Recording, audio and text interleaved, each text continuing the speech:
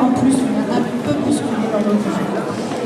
Donc je saluais mes collègues élus, je saluais les directeurs et les responsables des associations et des structures médico-pédagogiques de la ville de Montreuil. Et tout d'abord, je voulais vous prier de bien vouloir excuser l'absence de Patrice Bessac, notre maire, qui regrette de ne pouvoir être parmi nous aujourd'hui.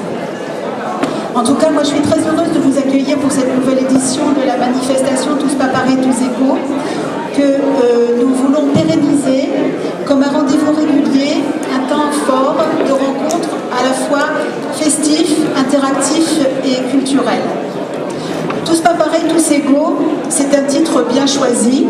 Je le dis d'autant plus facilement que je n'y suis pour rien.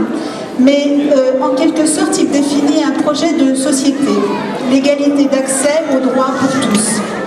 C'est ce à quoi nous, élus de cette équipe municipale, nous sommes engagés à travailler, et en particulier pour, mais aussi avec nos concitoyens fragilisés par la maladie, le handicap, les accidents de la vie.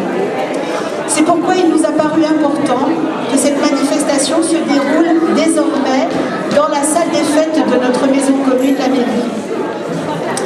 La nouvelle équipe municipale, conduite par Patrice Bessac, s'est dotée d'une feuille de route en matière de politique autour du handicap, articulée autour d'un axe prioritaire, la mobilisation transversale des services municipaux, l'information et la formation des personnels à l'accueil, à la reconnaissance, à l'accompagnement des personnes handicapées et la mobilisation de l'expertise des usagers présente dans les associations et les structures médico-sociales dont vous pouvez admirer la richesse et la diversité des prestations et des présentations au cours de cet après-midi.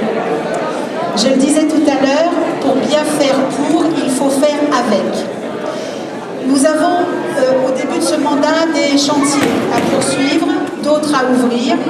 Parmi les chantiers à poursuivre, bien sûr, il y a la mise aux normes de l'accessibilité des bâtiments et espaces publics, comme la loi nous en fait obligation, les abaissements de trottoirs, la pose de rampes d'accès, la modification de signalétique, la réflexion autour du mobilier urbain, et bien sûr que la liste n'est pas exhaustive. Nous travaillons aussi sur l'accessibilité des services municipaux et administratifs pour les personnes sourdes, grâce, et vous en avez la démonstration, la mise à disposition d'un service d'interprétariat en langue des signes assuré par l'association CIT LSF, dont la convention avec la ville a été signée au dernier conseil municipal. J'ajoute que pour répondre à des questions qui ont été posées lors de ce conseil municipal, pour optimiser ce service, une information spécifique va être proposée aux agents d'accueil de notre ville. De même que va se poursuivre l'accessibilité du site de la ville pour les non-voyants, nous allons aussi intensifier et diversifier le partenariat avec les structures culturelles et proposer des spectacles et des accompagnements en direction de tous les publics. C'est un travail que nous allons mener aussi en partenariat avec Alexis Lorca, qui est présente avec nous aujourd'hui et qui est l'élu maire adjoint à la culture. De même que pour les clubs sportifs et les manifestations sportives. Donc je vais vous parler de projet de société et c'est bien de ça dont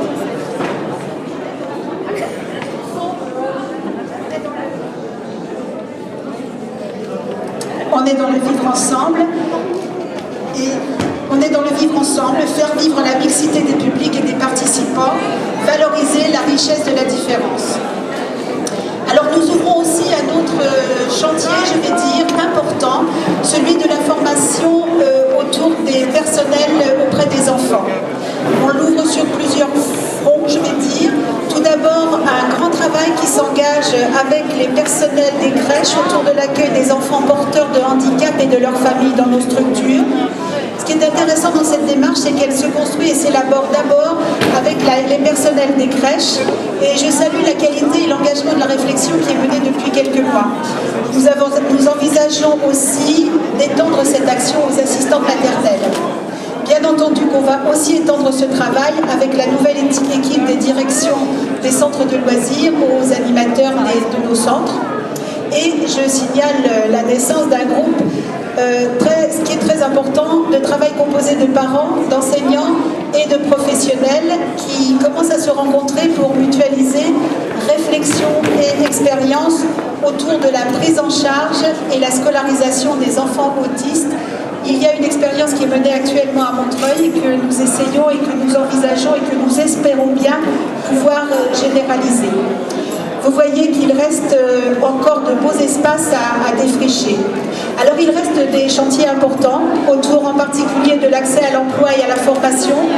Et là encore, j'ai sollicité, et nous commençons à y réfléchir, nos collègues Frédéric Molossi et Djeneba Keita. Et une autre réflexion aussi, et j'en parlais tout de suite là avec les responsables de l'AMUTC, un travail autour des transports, de l'accessibilité des transports et aussi plus spécifiquement sur les transports intramuros. Je signale que nous allons, avec le collectif handicap de la ville, mettre en place un groupe de travail pour travailler sur le cahier des charges des transports à l'intérieur de notre ville. Voilà, vous le voyez, nous allons avoir de nombreuses occasions de nous rencontrer pour réfléchir, échanger, construire et faire ensemble. Pour terminer, alors je vous signale que dans quelques minutes, on pourra se retrouver autour d'un buffet dans le foyer de la salle des fêtes.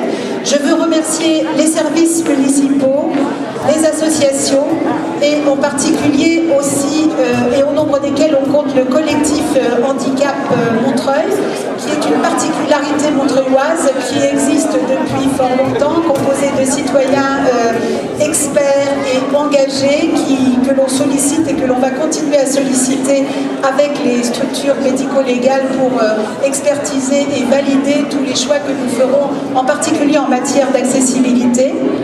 Et tous ces gens qui ont œuvré à la réussite de cette manifestation. Et j'adresse aussi un grand merci à Audrey Guchel, la responsable de la mission handicap, qui